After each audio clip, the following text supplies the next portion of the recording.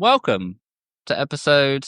We're not counting anymore, but we like to give. No. We like the idea of having a title, don't we? Well, welcome to the TCBSI podcast. I'm Ben. That's Tom, my brother, and we've got a special guest today, Mike. Welcome, Mike. Hola, hola. Hola, hola. And you're going to talk about climbing. Unless you some kind of pro in this? Yeah, I've done a fair bit for sure. How did you get into it, Mike? Tell us the story. How did I get into it? So I really liked outdoor activities, and there's a long pilgrimage to climbing, but basically I went to college for outdoor adventure. So it's teaching people. The college program is facilitating you guiding people through high risk scenarios. So there's lots of whitewater, and then rock climbing is also involved in that. So you learn all like the knots and rope systems and things like that. And it's a very cerebral sport. So I think I really enjoyed that, but who knows exactly what drew me to it. It just, now I know that if I look backwards, there's just a ton of climbing, and I slowly bounced my way into like teaching, guiding, and facilitating outdoor experiences. I don't do that as a career anymore, but that was a big part of my life, recreationally and professionally, for many years. Yeah. What like is it? Do you think, is there like an element of like the danger that kind of pulls you into it? Yeah. I mean, it would be probably less like a roller coaster is not as fun to me because I know I'm not going to be hurt. So I don't have to. Yeah. It's a fine line, That's problematic, though. Mike. It's a fine line. Are you okay? Yeah. I mean, a bit. I mean, you are. I mean, you're here, so you are safe to some extent. Yeah. I mean, I'm really glad because I'm naturally very prone to taking risks. So I think the fact that I went to college and was taught by like wise old guides and just people who talked about safety a lot and like considering it was really important, because I just had a different lens on things. Whereas if like, it's very rock and roll, rock climbing, like there's no laws out there, there's no rules, there's no seat belts. So you're very much like taking on the philosophy of the people who come before you and have taught you on it. So it was pretty nice to be in like a organized, structured facilitation of teaching. I mean, people learn in lots of different ways, but I think for myself, like maybe if I was a more risk-prone person, then I would want to be with more cowboy people, but I'm a pretty cowboy person. So it was nice having more like, hey, just follow these like 10 rules. And I was like, fine, like begrudgingly following them. But looking backwards, I was like, those saved my lives a lot of times. Yeah. Have you ever done, what's it called? What do they call it? Free soloing. There's Free that movie, climbing. wasn't it? There's that movie like free solo or something about like where you don't use like safety harnesses or any of that stuff. Yeah, I think it's a pretty contentious topic in climbing, just because it's hard to explain that activity to people who aren't in the climbing world. Because I tried to think of an analogy for it, but it would be like, have you ever driven without a seatbelt on? It's like, well, yeah, sometimes when I'm just like moving my car on the street, I do that. So I think there's a formula where, especially in Alpine climbing, like there's some rock climbing that's more linear and like straightforward and easy to safety. But say you're hiking in the mountains, right? And you want to get to the top of a summit, and there's a steep kind of rocky section in front of you, and you have to decide whether you take the extra logistical burden of like setting up the rope, putting in gear, belaying your buddy up. Like it just takes longer. So you kind of have to make those risk assessments in real time. But like when you're in a climbing gym and stuff like that, and just like the basic types of climbing, it's very easy to set up safety so that you don't have to potentially like risk a life-threatening injury or like die. So I've definitely done like what the layman's would call free soloing before, but it's not like that movie where it's like I'm going on like very difficult climbs up a 3,000. It's more so like, oh, this is a sketchy hike, but I'm a good rock climber, so I'm not going to put on a rope here, and my partner is doing the same, right? So it's more that type of scenario. Do you think? Because I mean, I can almost see. And I think this kind of comes with just being ADHD. It's, we naturally are more drawn toward risk because it just makes you feel a bit more alive. Like, I can see the appeal in that. I can 100% see the appeal in that. And I think you mentioned earlier about it being a more kind of cerebral activity. And I feel like, as crazy as it might sound to some people listening, there is, I think, an element of it makes you feel like, knowing that you might die, knowing you're doing something where you might actually die, you feel very alive in that act. You arguably feel more alive than anything else you will ever do. It's why people say the same thing about skydiving. It's like, you're like, when you're closest to your death, there's often when you feel the most alive, right? So I can definitely see what the appeal is there. But it's an interesting point that I guess you kind of just make that calculated assessment of like, how fucking crazy am I being here? Like, is this like a risk that, I think I can do this, or am I doing something where it's like, it's like me trying to climb up a flipping mountain, having never climbed before. Just be like, I'm not going to use any safety equipment or harnesses. Like, that's just ridiculous. It's like a suicide wish. Yeah. I think it's interesting the way it also shows maybe that you can push your body more. You could do more than you think. I think there's something about that danger. There's something about that, like, it's that willingness to survive. Like, or like, if you're doing normal exercise and you're lifting weights and you're like, well, this is heavy and I've pushed myself hard and I'm done now. But there's something different about probably when you're holding on to dear life to something that you're pushing physically yourself beyond that usual area. That's certainly what I've got. I mean, I've only been bouldering. That's definitely what I noticed, is like, normally I could just put the weight down. But when you're climbing, you're kind of already up there. You have no choice. You're up there. And you have to commit. Yeah. Yeah. I think. Have you been climbing? Yeah. Have you, Tom? No, you kept trying to get me to go bouldering, remember? Because there's that place like round the corner. No, I need to go actually. There is a bouldering place round the corner. I did want to check it out. You need to go. Is that a good place to start, Mike? Like bouldering? Yeah, that's how most people go. And I mean, it's like going into the fitness gym for the first time. I think it's normal to be like, oh, I don't really know. Like, I have other things I know that I enjoy to do recreationally. But I just try and decrease the like how looming it is. Just go with a buddy as if you would go for like dinner with someone, or like go and kick around a ball in the park. Like, it's a very chill vibe in the gym. I would say it's actually like way more chill than a fitness gym, because in a fitness gym, like, everyone has their headphones on. If you make eye contact with someone, it's like you look away as fast as possible. You're just supposed to like maintain your own little area. Whereas the climbing gym's like super social, and like, there's a lot of laid back people. It's not all about like, progression and aesthetic. Some people are really just doing it to like take a breather. But it's a less intimidating first step, like the second you get in there. And usually the people working at these places are also just very laid back. So it's a good vibe overall. Yeah. And they teach you when you go in a gym, they'll usually like give you a little orientation, teach you how to fall safely, and like show you how it all works. So it's definitely different in that way too, where it's like a fitness gym, you go in, they're like, all right, good luck. Like, there's the locker room, and you're like, what do I even pick up? Like, how does this work? Yeah. It's a good time.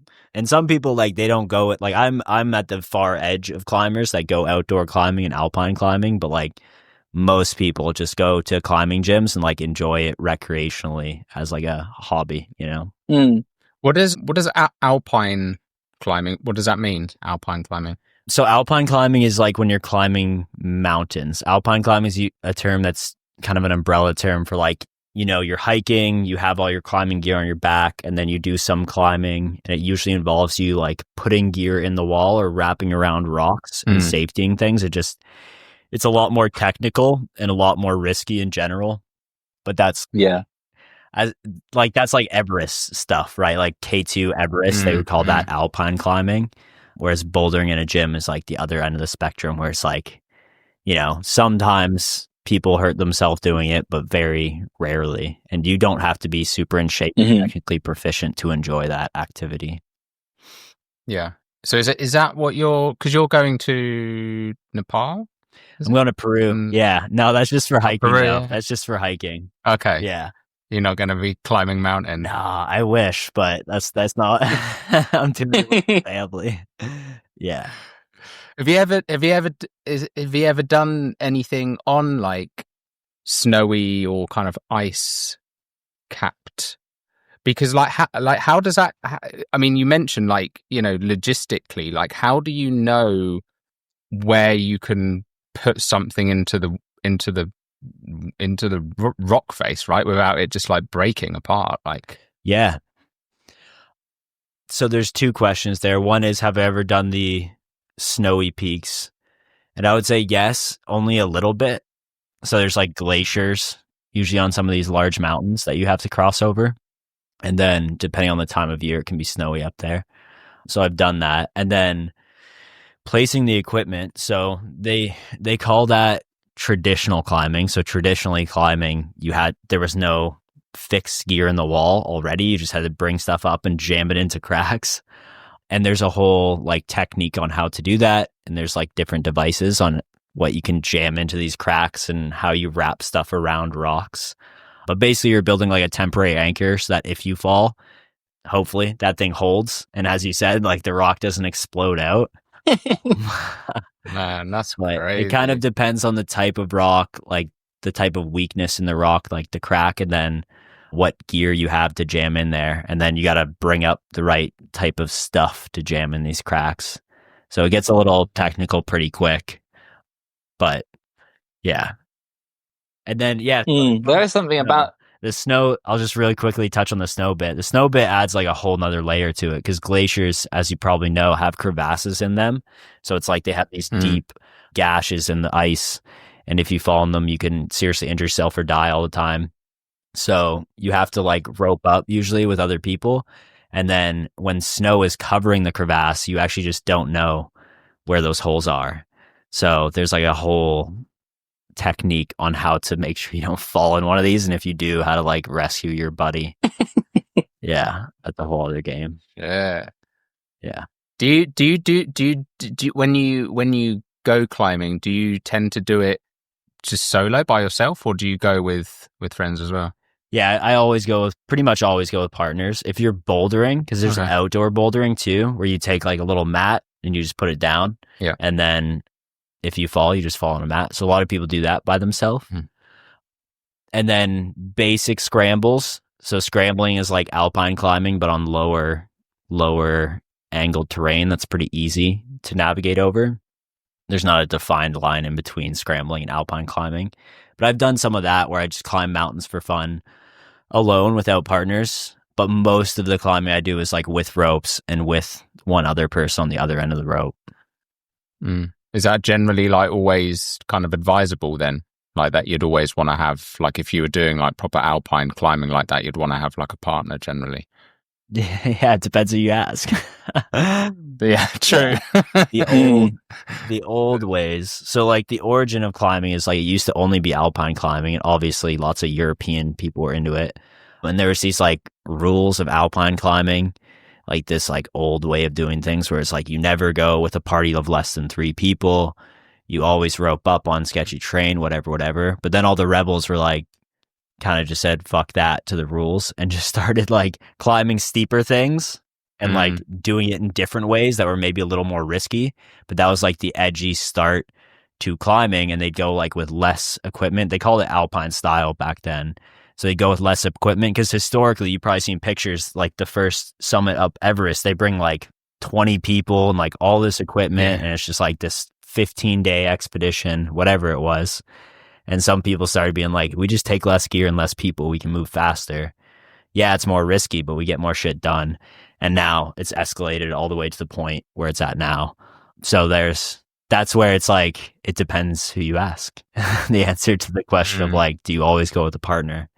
obviously is if you go with no ropes and with no one, you move a little quicker. But if you fall, it's a little different. Do you think is there always a move to make?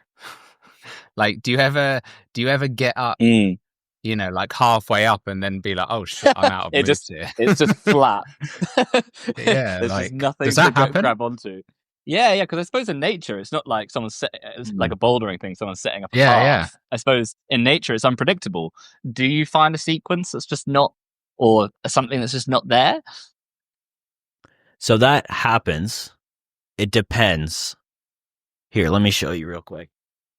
So a lot of times, like, you have these books that tell you where the routes are. So if you're climbing something, it'll show you, where's my camera? Like, okay, you're going to climb up the mountain this way.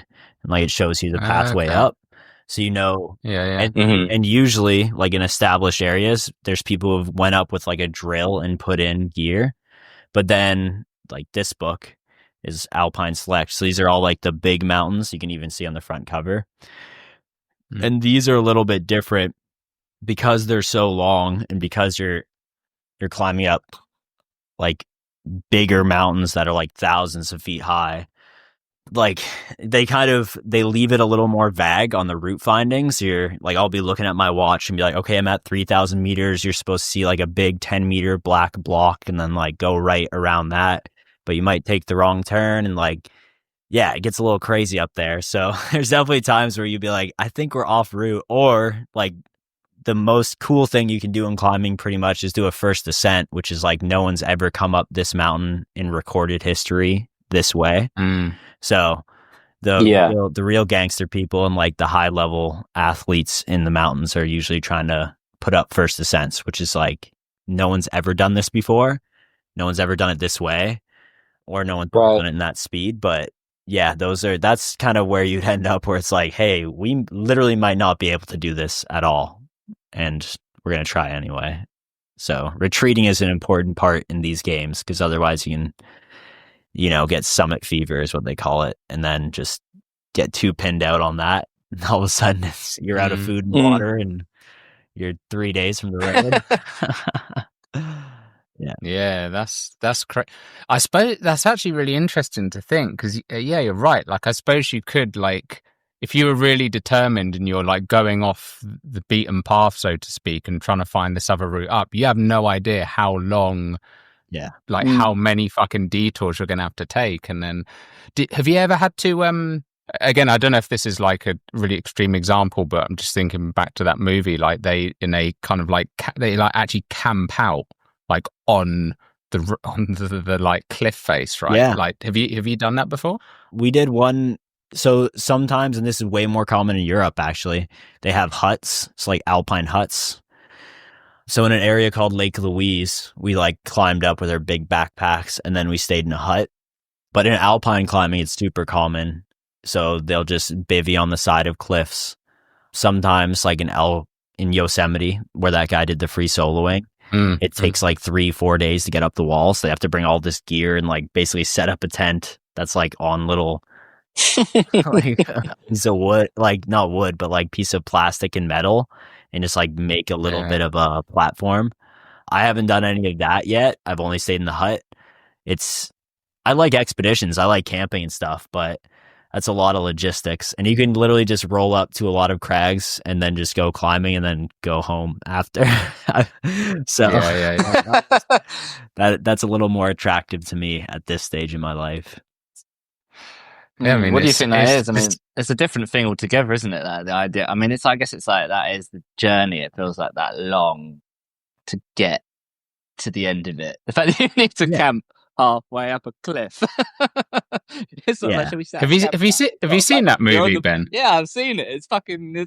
I've seen all that stuff. I sort of followed a fair bit of that kind of stuff, and it's crazy. It's like really, really nuts. I mean, that feels like a kind of a different.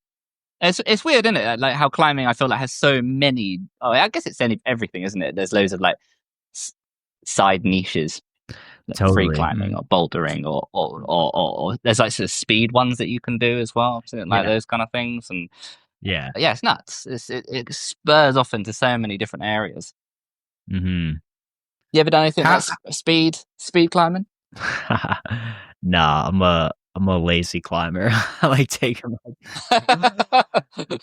too. Yeah. I mean, sometimes I climb fast because I don't have the strength to like go slow, but I don't know. It gets a little crazy in the speed climbing. I'm sure you've watched videos where it's like the second you start to set that as a goal, the safety becomes like more of a hassle. And then you're like, well, if we just put less safeties, we move faster, right? So yeah, that's the end game of playing who can do this the fastest is like, well, the guy who doesn't take ropes and like jumps past 5 moves rather than does them is probably gonna win that game. Yeah.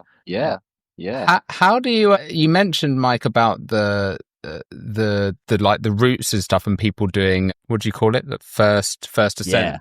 Like how do you know, like where is that all logged?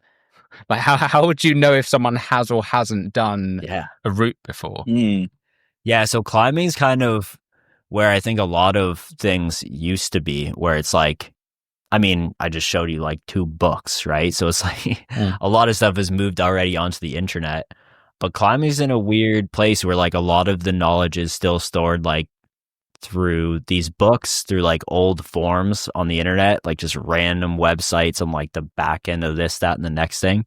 And then also it's like the oral tradition. Like if you go to Squamish, where I lived for many years, like close by to it, now it's the main mountain town.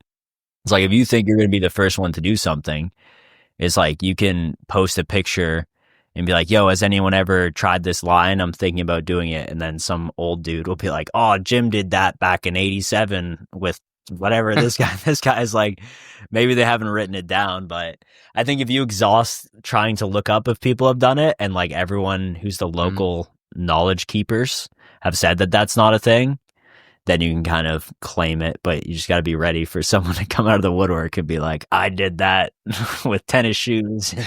And then you're like, fuck. There's fun stuff with first ascents too. Like if you do a first ascent, you get to name the climb. That's like part of the game. Oh, really? So there's all cool. these. Yeah. And then also like you kind of set the rules, so you can place gear on the wall. It's a whole topic in itself, but like you can drill holes and then place piece of metal in there, and they call that sport climbing. Or like there's trad climbs that have the traditional climbs that have bolts in them, but if it's all bolted, then it's called a sport climb. And you know, if you make the first ascent and you put up those bolts, then like the unwritten rule is that no one's really allowed to put more or take yours off unless they talk to you, which becomes a problem when people die. It's kind of like the graffiti space. Yeah. I imagine like, it's really similar. Like, yeah, it's like a big deal if you draw over someone's stuff. People are like, "Who the fuck did this?" Like, yeah, it's a little crazy out there. That's kind of cool though. Like, I quite like. It reminds me. There's a game. I mean, there's a few games that have done this now, but there's a video game called Dark Souls, and they had this kind of like system in the game where it wasn't like technically online, so you couldn't play with other players, but you could basically put down these little like flags in the ground at certain points, and like other players could read that you could like leave a little note to say there's like danger ahead or something, right? So you kind of like feel connected to these other players, and you're kind of like leaving clues about different, because it was a kind of open world game and you could go anywhere. So it was that kind of same thing of like, you know, you might be the first person to go down this route and you can then leave clues for other players and stuff. So it's kind of cool, you know, that I quite like. There was a thing years ago as well. I don't know if this still exists. There's something called geocaching. Yeah. You ever heard of that? It's a huge thing in the outdoor world. Is it? And that's what it is, right? It's kind of like someone's left this little thing. Did they ever like put little notes in the? Totally. Yeah.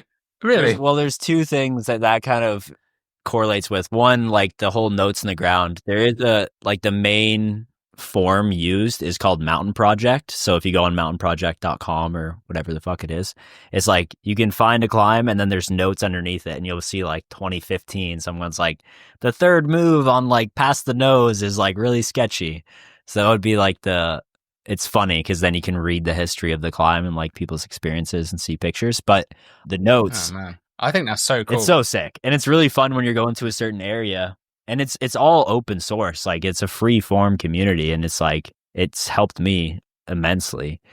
But then also on the summit, like for mountains, and this is the same if you hike mountains too, like you don't have to do the intense stuff, but generally there's like a little summit log and it's like a little book and people put random shit in there and they'll be like, the friggin' Smith family 2015, like just had a good day or like soaking wet from the rain but still happy. Like funny shit like that, So yeah, that happens. What's the funniest thing you found in like a geocache? I mean, people put like silly stuff like condoms and like just like off-color things like that, like a shot, like a little flask of whiskey. Well, it depends if they were camped out there or not. Exactly. Who knows? Yeah. Yeah, silly stuff like that. But yeah, that's probably the funniest one. And then what people write, people are just funny people, Yeah. Yeah. I love it. How much does it cost as a hobby, like to get all like the professional equipment and stuff and like to do it professionally? Is it an expensive sport to get into? Yeah, I actually have a talk at an outdoor store in like a week and a half. And it's supposed to be like breaking down the barriers for climbing. And that's one topic they want me to talk about. And I don't know how to explain it perfectly, but I will say with the climbing gyms, it's super low. I mean, I say super low, but like in general, compared to other things you can do in the evening time, it's like usually $20 to $30 to get the entry and then like $5 for the shoes to do like one experience. And then, yeah, if you like it, then most people like will purchase a membership and then buy their own shoes. And the memberships, it depends where you live, but and I guess they'd give you all the ropes and harnesses and stuff, right? So in the gym, a lot of gyms are either just bouldering or bouldering and ropes. So if you just do the bouldering, then all you need, some gyms you don't even need the shoes. Like my gym, and this is how I started climbing. Like I just had Nikes. I have an old picture of me. I'm going to show the thing. Like you don't need shoes. Like everyone's like, you got to get the best climbing shoe. You got to rent the shoe. I'm like, dude, I didn't even have shoes for like a year when I started climbing. And these like beat up old Nikes. So you can have fun without them. You just need something to climb, right? The outdoor world's a little different. Like you obviously need a rope if you're doing rope climbing, but a lot of people like will just go with buddies. Like if you have a friend who outdoor climbs, I always tell people just to like offer snacks and be like a good vibe. And then you probably get invited and like get invited again. Because then you don't have to have all the equipment, right? They'll probably help you out if you have friends who do that stuff. But you just got to make sure that you're, a nice person and pleasant to be with because they have to hang out with you for like 8 hours, So I'm very careful on who I invite outdoor climbing. But there's definitely a real cost. The same thing as like being into fitness, right? Or going to a gym. It's like you have to pay the monthly fee. So that's a thing. But I would say compared to what my hobbies are outside of climbing, like if I was to go out drinking with my buddies on a weekend, I'm going to clear the same amount that I would spend on a climbing gym in one night. That's very true. So yeah, it's all relative. I suppose that's the same with most hobbies. People spend like, crazy amounts just on night outs compared to what you would otherwise spend. So it's a fair point. So, and I suppose it's like, you're right. I guess like anything, it does depend on just the deeper you go into anything. There's always going to be the upper echelon of equipment or whatever. So that makes a lot of sense. It's relatively low though. Like you buy a pair of shoes like every year or two. You buy chalk. Like if you're bouldering, other than the membership, the shoes and the chalk, it's like that's it. You know what I mean? It's not like you need a bunch of things. I think that's one of the driving forces behind it. Like there's a lot of people who do not have really good paying jobs and like climbing's their hobby, right? So I think it kind of ticks a bunch of boxes. You're social, you're physical. If you're a cerebral person, there's lots of like we're next to one of the best, actually probably the best tech university in Canada. And like all the programmers, it's like a meme now. It's like all the programmers just get jacked and go climbing because it's like such a like they're just sitting there doing the puzzle in their head, right? It's kind of like a video game with your body in real life. So yeah.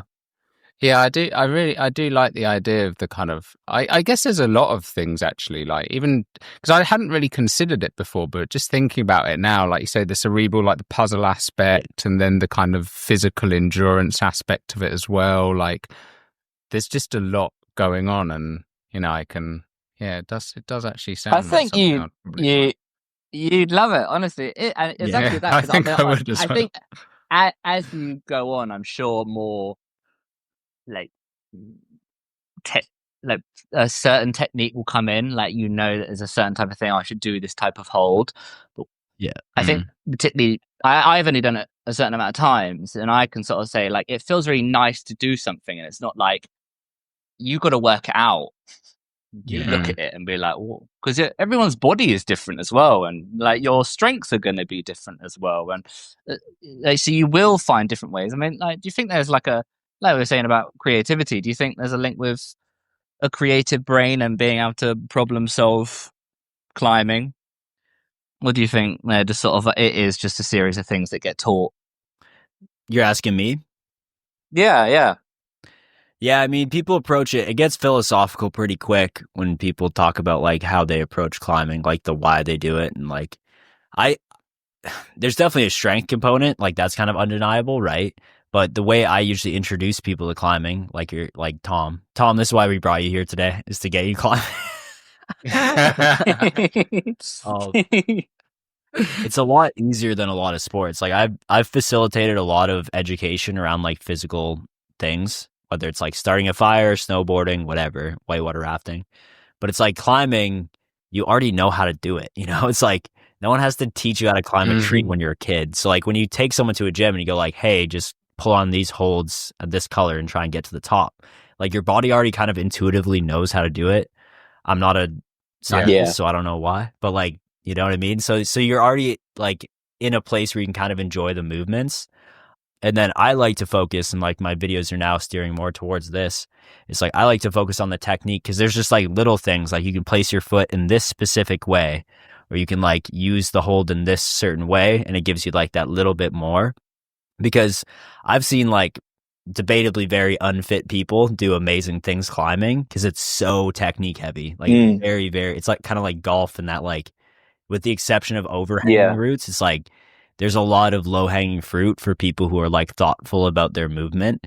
And I think that's really exciting when you're first starting climbing, because it's like no one wants to fucking lift weights. Like end of the day, people will get stoked on like the protocol to get you to the best climber, but no one follows it. So it's like, there's very few people. So what I try and do is like, hey, like if you just try and be light on your feet and like twist your body, then you know what I mean? And like you said, Ben, everyone's body is different. So I'm like, this works a lot of the time.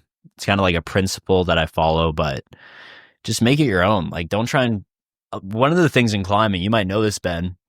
So say you're trying to do a problem, they call them problems, like the boulders. And you can't get it. It's like you actually, if you say I'm standing beside you, Tom, and you're trying to get a boulder and you can't get it, it's like it's an unwritten rule that I will not tell you how to do it unless you want me to. So it's like I'll be like, hey man, do you want the beta, which means like the information, like how you move your body up the climb? And you can be like, no, I don't want that. I want to work this out myself. Because it's like, and I do that all the time. Like if someone's climbing a climb I'm working on, sometimes I'll just like stop looking because I'm like, I want to work this out. Like, what's the point in just doing something if I know I will always do it? It's like, it's more fun to like struggle. So that's all those things combined make it like definitely a creative sport. And it's like just the activity of like, okay, we're going to try and get better each day. And it's not just about like, bench pressing a higher weight and getting more numbers. It's like a lot more than that for sure. I think there's probably something there as well in just like, because like you say, it's like I guess if you think about like babies, right, when they're learning to walk, that's where they're like crawling and climbing on the sofa, and like that's kind of what we it's kind of what we do, right? So you're right. You just kind of figure it out. But even if it doesn't look pretty, you kind of like figure out how to, do it. But then I suppose there must also be an element of like, maybe this as well is where that kind of fear element comes in of like, I suppose if you've already climbed up a certain height, you're kind of like, I don't know, there's something else driving you, right? It's like, I need to fucking figure this out. There's a lot of studies. I remember seeing this, like a lot of studies on like showing even kids in classrooms, like just the act of doing something physical, like, like fidget spinners and things like that. It actually helps with your processing power in the brain, right? It kind of helps like the neurons fire in the brain, and that makes sense, right? So if you're doing like a physical activity like climbing, you're probably like, I don't know, I guess more alert and more aware of patterns and things than you otherwise would be, maybe. Yeah. Oh, for sure. I mean, you're super engaged. Like you're using your sight, you're using your feeling, you're using all these different muscles. You're trying to problem solve and like think ahead on like, okay, if I do this, move this, this, and this. So it's like, it's super demanding, which is, it kind of takes you. That's why a lot of people say they get in like the flow state from it, where it's like, it's kind of just by nature. It's like, you can't think about something else. You can't like not hanging upside down with your toe, like around something. It's like, you can't be lollygagging. You're like, what time do I need to be there tomorrow? Yeah. Oh, God! Jesus Christ! Yeah, I love that. Yeah, absolutely. Yeah. What's what like have you ever done, I don't know if there's a name for it, I mean I guess there is a kind of terminology for this, but like you've obviously got like the different like inclines of the, and sometimes they have like what's it called when it kind of goes like, you're kind of climbing like that. Yeah, you just call it an overhang. Sense? Like I don't know if there's overhang. Yeah, that's term it. For it. There's like Mission Impossible, that Tom Cruise Mission Impossible. Is it Mission Impossible? Is that what it's from? Is that like really famous movie scene? There is, yeah. I think it's like one of the first ones actually. Yeah, was it? Yeah. The overhang climbing, that's where the strength kind of becomes more into play for sure, because it's just that seems like wild. But there's the cool thing is like there's another subcategory of climbing called like slab climbing, which is actually the angle in the opposite direction. So if I'm the climber on the wall here and this is vertical, it's like if it's like this, it's slab climbing. But it could be super steep but on a bit of an angle. So it's like really a lot of your weight's over your feet, and you could be using these tiny footholds. There's a lot of this in Squamish, and this is where I've seen people who maybe are like heavier set, or maybe haven't been climbing in like 5 years, or just like older people who maybe, they're just a little more frail, but they're just so technically proficient. And it's like watching like a good dancer like move fluidly across the floor. It's like you're just so good at this sport that it's like effortless for you to move over something that with all my strength in the world, like it would be difficult for me to do. I think that's a really cool thing, especially because like I've been around a lot of really good athletes who are just like knuckle dragger. Like I'm a knuckle dragger myself. So it's like I can lift weights and get strong, but like to me, it's like it takes a lot more effort to be technically proficient. And then, the strength kind of just comes with time. And obviously like thoughtful programming, but that's I think the more fun thing for me, because then I can not climb all winter and I snowboard, so I do less of it, and then I come back and I'm like I still have my technique. That's never gonna leave. Yeah. Do you find that like it applies into other areas? I don't know, like how does it apply into other areas of your life? I mean, I guess what you've learned from that line of thinking.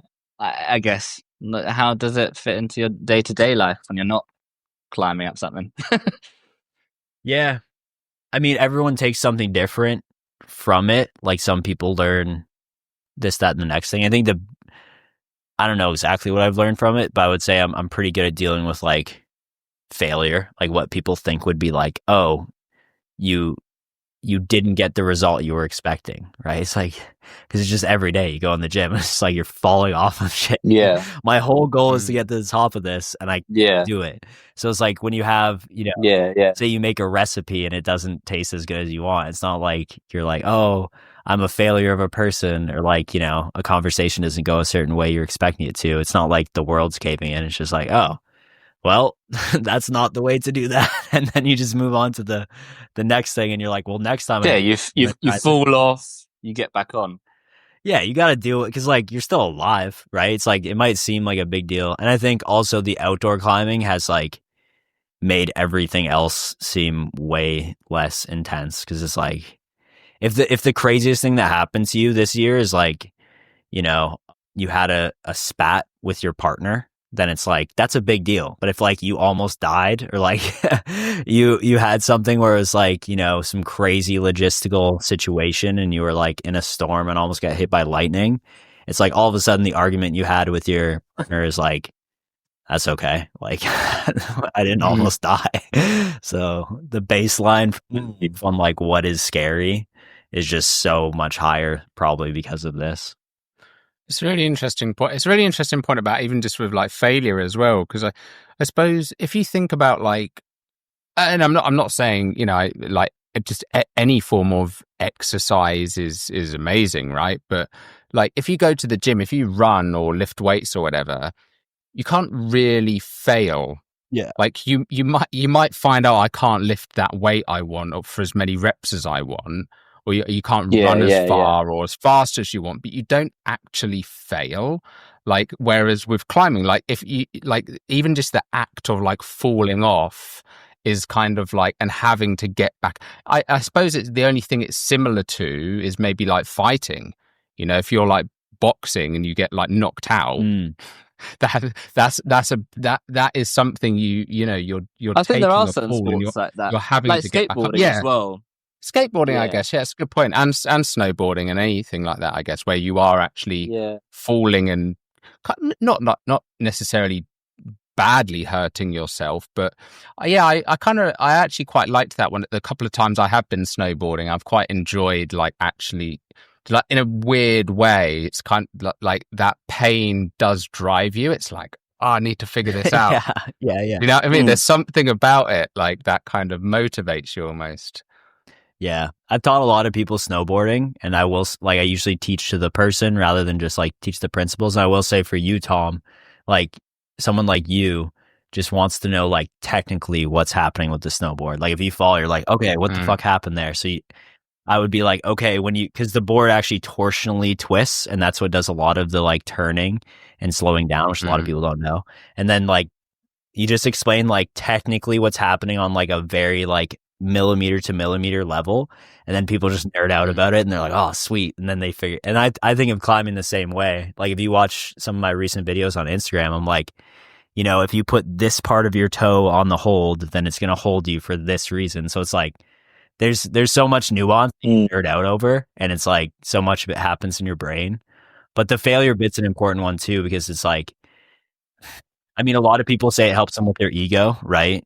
And I'm sure you guys are both like pretty spiritually aligned with that. But it's like, the way I think about ego is like, it's how much you care about what other people think about you, right? So it's like at the gym, if you're just constantly failing in front of a bunch of people, like at first people are insecure about it and it happens all the time. But it's like once you've done it like 1,000 times, it's like, I'm not scared of failing in front of someone else, because it's like, that's part of the game. And then you take it outside, and like if you stumble or you spill a coffee on yourself, you're like, well, why am I going to be embarrassed here? I fail all the time in front of people. It's like, that's a prerequisite success, right? So a lot of people take that away from climbing. Not everyone, but a lot of people definitely resonate with that. I like that. I mean, that's almost, as weird as it is, like sometimes for me, I think like that is almost like one of the most attractive parts for me, is just this idea of like constantly like failing. Yeah. No laughing. I don't know why. Like, yeah, just it's out. I think it's because I know how important that is, and I do think it's easy.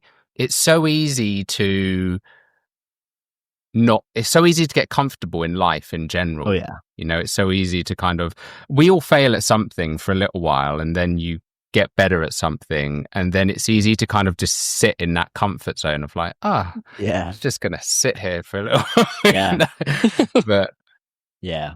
but no, I think that's good. So yeah, no, I'm feeling pretty inspired and motivated to get back in. Ready to go and fail, baby. Ready to go fail. Exactly. Have you got a climbing gym or bouldering gym, Ben, in Brighton? Yeah, Boulder Brighton. It's okay. Have you been there? Yeah. Yeah. Okay. Yeah, it's great. I mean, I always go early. They started opening up at like 6, and if you go there then, it's like you and one other person. Nice. Yeah, they get crowded, eh? They get crowded. Yeah, because I don't know. Yeah, I haven't been to like loads, so I don't know like how. I'm sure some of them are like way bigger. It doesn't feel necessarily that massive. But I have been later before, and it's like going to a gym and there's loads of people. I just find it a bit of a put off. I definitely feel the vibe. There's community. We're here to do this thing, and there's a little bit of conversation, and that's nice. But when it's just like when you're like waiting, to do like a certain path, and then like it's also like, oh, they're probably watching as well. Yeah. Ego part for sure. Yeah, I definitely. So yeah, early is best. But yeah, go to Boulder Brighton. And yeah, or just go to the one near you. Don't even need to go to this one. Get it in the calendar, boys. A little squad gym sesh. So, Mike, if people are feeling inspired from this conversation and they want to check you out, where can people find you online and your stuff? Yeah, you can check me out, Mike Vert. If you just search Mike Vert, you'll probably find my Instagram. And then I just launched a academy. It's basically just an online community of climbers who are just stoked on climbing and looking to progress together. So I launched that on April 1st. As of right now, it's totally free, so you can just join it for free. I have 2 courses in there right now. It'll be 3 tomorrow. One's on like footwork, so you can learn some footwork stuff, and the other one's on outdoor climbing anchors. So if you're an outdoor climber, you do that. But I'd say the most valuable thing is just, getting to hang out with other climbers and ask questions. And then if you want to ask me questions, that's the best way to do it. But if you just search Mike Vert, I think I'm spattered across the internet more than I want to admit. But do you think on that note, do you think the communities is that an important aspect? Because I guess you actually mentioned this before. You were saying like some of the people in your community are from like all over the world in all sorts of different like random countries and things, right? And I suppose in some areas where they don't necessarily have that, it's kind of like totally. Here, I want to share the screen because this is crazy. It's crazy to me. I don't know. Maybe it'll be crazy to you guys too. But you can see where everyone is in the community, like where they're all spattered about. That's really cool. It's UK. Yeah, you got some boys up here. Looks like North. I was like, all the Northerners. Yeah, but look, where's that? That's like me. Oh yeah, there you go. It's like got some homies in zoom there. in. It's like yeah. There you go. Do you want? That's like literally. If you want some climbing partners? That's the fucking gym around the corner from you, isn't it? Yeah, it must be. Yeah. There you go. But yeah, so there's tons of people. I think we'll see. I don't think you can kind of plan ahead too much on the community stuff, but I think people end up like hanging out with each other in real life, which I know you've done with the content club, Tom. So I think that's kind of like the 201 version of the communities. But right now I'm just trying to like facilitate a place, and I think it's hard to learn new skills sometimes. So if I can help support people in that, that's an exciting thing. But community is a huge part of like a lot of people make lifelong friends, and even I have definitely, but a lot of people like it's kind of an odd duck sport. Like you got to be a little bit of a weirdo to be super into it. So everyone just like resonates with each other, and it's like it's like skateboarding or snowboarding, just these individual sports, a little less structured. I think as well, actually, like I think we might have even done an episode on this in the past, Ben, but there's something to be said for the level of friendship or the level of like relationship and connection you build with people when you're doing, I mean, again, I don't know, I'm just imagining this, but I can imagine when you're doing an activity like climbing where both of your lives are on the line and you kind of have to support each other, like that's real, you know. Like I've a few like buddies of mine who are in the police force, you know, like armed response and things like that, like, so, you know, they're literally having to, like, you know, protect each other's lives, and it's like they're in these dangerous situations day in, day out. Like you can't replace, or like people who are in the army and things like that, like that level of bonding and connection isn't just something you'll get from friend, you know, typical friend where you go into the pub every weekend or whatever, like, you know, because you're not in those situations. Like it's a really, I can imagine that is such a profound thing, you know. Yeah, I think the outdoor climbing definitely facilitates a bit more of that camaraderie. And then, as we talked about, like the further into the risk you go, like into alpine climbing or traditional climbing or things like this, where it's like more technical and your partner has more room for error, right? So it's like you kind of want to dial, like police force, I'm sure there's like a difference between the relationship you have with like the new cop who's like hungover all the time, who doesn't know how to handle his weapon, and like the dialed guy who, you know, practices every weekend and knows his protocols really well and like is always on point.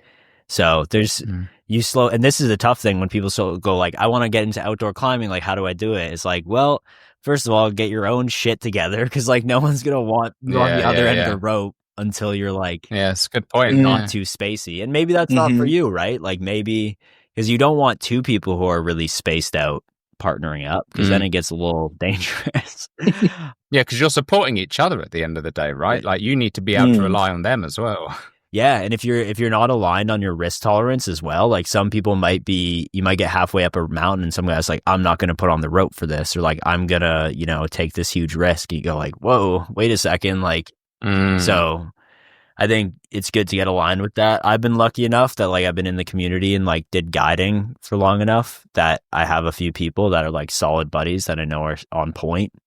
But it's like, I'll go to the climbing gym with anyone, but outdoor climbing, I'm like, okay. And you also have to hang out with the person for 6 hours. So even if you're technically proficient, it's like, if you're just annoying, I'm not gonna go out with you. Yeah, so there's a spectrum with it, but the camaraderie bit you talked about, Tom, is definitely real. Like, yeah, I think it just, you know, when they support you, or like you fall and the rope goes taut and you look down and it's like that guy who's the reason you're not dead. I think that's a little bit of a different game, right? Yeah, I suppose it's not like life and death in a climbing or bouldering gym. It's like really hard to die climbing it. But still, it's like it still would be another, you know, just even because there's still an element of risk there, and there's still like even just that fear. Like I think that kind of fear and supporting each other is so much more of a bonding experience than, again, like going out for a meal. And I'm not, you know, nothing wrong with going out for a meal, but it's just like. I do think it just brings a whole other layer to relationships and friendships and connections, you know, that you make there. Yeah, and I guess just being alive, being a human being, you know, we are these fragile things. That's the truth. But we are both fragile, and normally we're like proper padded up, and comfortable. But that's not always reality. And I guess to share the vulnerable truth of what we are. Just really fragile little things, which we are. I think it links back to share that together. I think it links back to the what you were saying about as far as like pushing your limits and like failing. It's like if you could, because you do need support sometimes. Sometimes you're like, I just can't fucking get this. Or like when you first come to the gym, it's like, I don't know what these unwritten rules are. Like I feel kind of awkward in my own body. Like I don't know where to put my feet. Some people are like, not as caring about that, but I think most people like want to, you know, not step on people's toes, and there's like unwritten rules. It's like I had this a little bit when I came into this like corporate world with you, Tom, where I was like, I don't even know how to fucking show up to these meetings and like X, Y, and Z, and then you just watch the other person do it, and you're like, oh, okay, that's the way you're meant to do that. So I think that kind of builds a relationship in like without words as much. And like you said, if you're going for dinner, it's like you're aligning on your ideas and philosophies, but you're not really supporting each other through like hard times. Whereas like climbing is like you're constantly fighting through things, and like if you're just distraught and tired and like things on your mind and you're off, you can kind of support each other peripherally. And I'm not a very like emotional guy, so I kind of need a sport for me to even talk about my feelings. Yeah. Love it. Awesome. Cool. Mike, thanks so much for coming on. That was super fun. Man. That was really interesting. We'll share all the links and stuff. Send me all the links to your stuff and we'll share them in the show notes so people can come check you out online as well. Sweet. Thanks, boys. It was fun being here. And yeah, appreciate it. Yeah, nice, man. Nice to meet you, Ben. Cheers, dude. Yeah, you too, man.